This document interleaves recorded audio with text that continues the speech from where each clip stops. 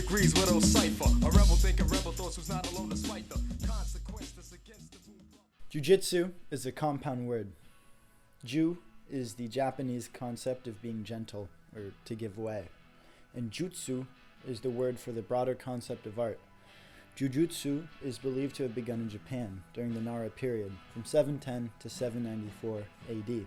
It combined early sumo techniques with other Japanese martial arts used for close combat on the battlefield. What set Japanese martial arts apart from Chinese and Okinawan was their focus on immobilizing, choking, and joint locks, whereas the neighboring countries and their respective martial arts focused more on striking and weapon defense. In the early Edo period, which began in 1600, Jiu-Jitsu flourished under the laws imposed by the Tokugawa shogunate that made armor and weapons more decorative than actually useful in conflict. During this time, the many jiu-jitsu schools challenged each other to duels. This became a favorite pastime for many soldiers under a peaceful, unified government. By 1868, at the end of the Tokugawa shogunate, over 2,000 schools of jiu-jitsu existed. The first judo school opened in 1882 by Kano Jigoro after he mastered jiu-jitsu. Jigoro's first student, Tomita Tsunijiro, went on to instruct Mitsuyo Maeda. In 1904, Maeda toured the world fighting boxers and wrestlers in no-holds-barred prize fights. In 1914, Maeda made his way to Brazil.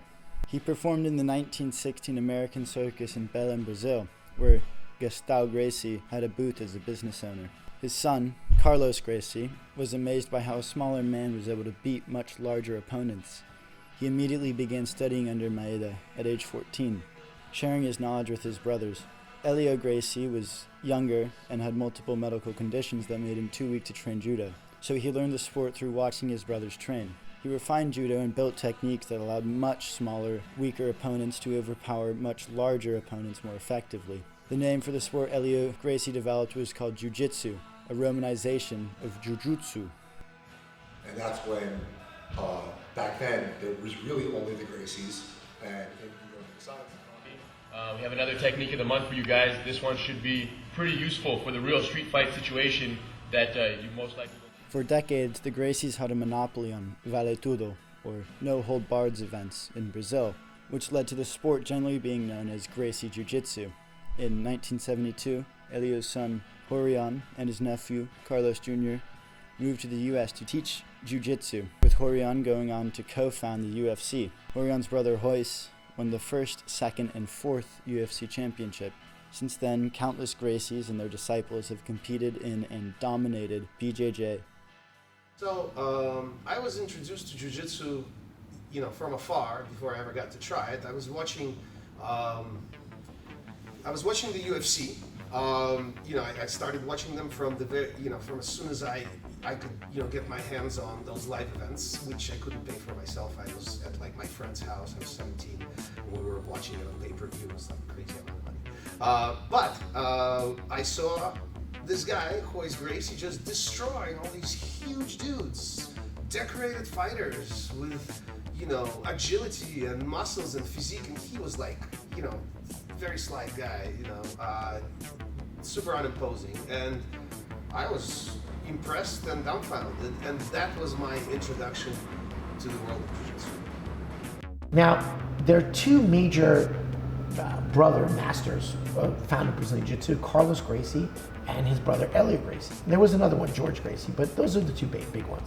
They had a bunch of children. One of those was Holz Gracie. Holz Gracie was, and some of the other children, they grew up in this culture of training, but also they were part of the Rio beach culture, which is surfing and, the shaka and legal. This legal is everything's copacetic, everything's, vibing, all that stuff. It's very informal, very relaxed, and that's generally true of kind of Rio's more kind of informal place in a lot of ways, right? And that imprinted itself upon Brazilian Jiu-Jitsu. So I understood that Elio was a bit more strict. And he actually never taught in group classes in the beginning. He taught mostly privates, and privates are very strict and very structured in this. But as Brazilian Jiu-Jitsu started becoming more popular, and his children and his brother's children took over, they started teaching in more informal manners. So that's the mixing the informality and the go with the flow, aspect of surf culture. And to some extent, that is very interesting because it allows the student to kind of like find their own path through the art rather than being a carbon copy of the instructor, and allows them to kind of relax and experiment and things like that. When I was a teenager, I started in judo. My beginning martial arts were actually judo. I remember walking with my father. My father is a judo black belt, has been for many years at the time. And I asked my father what would be the best self-defense martial arts that I should learn. And I was expecting to hear that it was judo. His answer was that it was jiu-jitsu. That was my first introduction to that jiu-jitsu existed. After that, I started training jiu-jitsu. I was 17 years old. Did it for many years.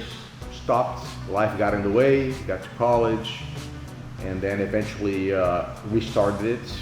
And then the rest is history. I just continued on. Never stopped again after that. I do think that we all look at the past and we wax poetic about it, and I think some people are like, it was way harder, and people weren't good back then. Like, watch videos of people competing, and like they're doing the bare minimum white belt, blue belt techniques. A good example of this is there's a book that I was given, because I started it before like YouTube really. So I was given a book when I went to the advanced class, like to study.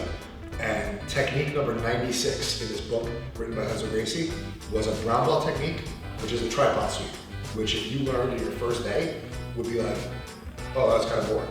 But like for them, it was a brown belt technique.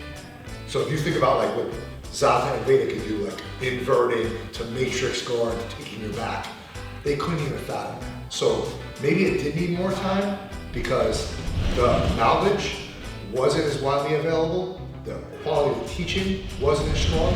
Like we have to think, like if you're thinking 95, when the first schools were opening up, a lot of those guys were competing regularly too. And they were away for months at a time. So like John Danaher and Matt Serra were blue belts teaching classes, but they were like 7-year blue belts. So they're not really blue belts.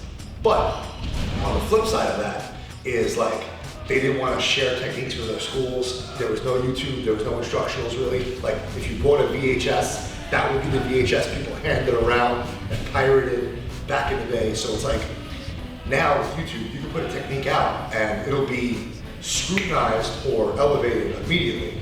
So the dispersal knowledge is way better. People are getting better, and the goal of those original instructors, and I think all instructors should be, make your students better than you. And if you're not, then you're not a good instructor. My classes are 3 hours long. They're all levels.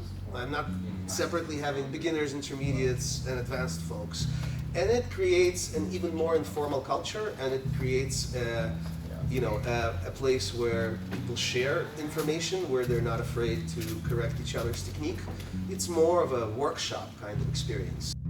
Probably the way that I was introduced to jiu-jitsu, that back then it was like this. If you just show up at the school, you will learn whatever the instructor wanted to show you, and that's it. And there was no structure or rhyme or reason for the things that you were doing. I think that in New York is pretty much like that still. I see evolution. I see schools moving towards a more structured way of looking at the art and how to pass it on to new students. And I think that's super important. We sometimes go too far, and too much discipline, no good, very bad. Too little discipline, also very bad. You want to have it in the middle. But I think a lot of jiu-jitsu gyms today, they err on the side of too little discipline. And what it's become is basically men's social clubs. So the idea is not to actually learn how to fight or learn some specific skill. It's like, I'm gonna hang out with my bros, act like a bro, and get some sweat in. And it replaces some of the male social clubs that were maybe popular in the 1950s. There was all these the Buffalo House or whatever, these orders, right? There's these Masonic order or whatever. These are very popular in the 1950s, they're all gone. But men's social outlet is like the gym and martial arts now. Obviously there are other things, but generally speaking, a lot of people go to the gym because they want to just have contact with other people, and that's not a bad thing. But when the gym becomes like full of bro culture because of lack of discipline, and the attitude that are allowed because of that bro culture and that, you know, like, oh, whatever, you know, hang loose. It's just, it's problematic. I think that there's a difference in maybe in philosophy on how to approach it and how people interact with each other. But I mean, to each their own. You know, the most important thing that I think is for students to go to where they feel welcome and comfortable. If it's going to be a Gracie school, if it's going to be an Alliance school, if it's going to be my school, it really doesn't matter at the end of the day, as long as the students are really getting a sense of community, that they're respected, that they feel like they're progressing, they're feeling the jujitsu benefits in their lives. Of course, if you look back in history, there was a lot of rivalry, you know, between schools. Not necessarily a violent rivalry, but there was always rivalry because, you know, everybody was trying to find their spot in the territory, right? So it was very natural.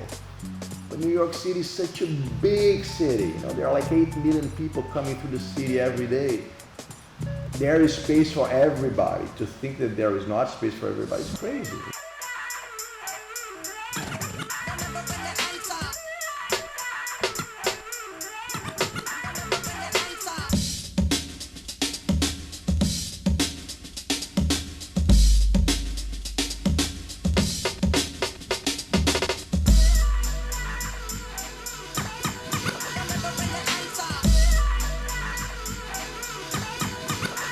Let's go.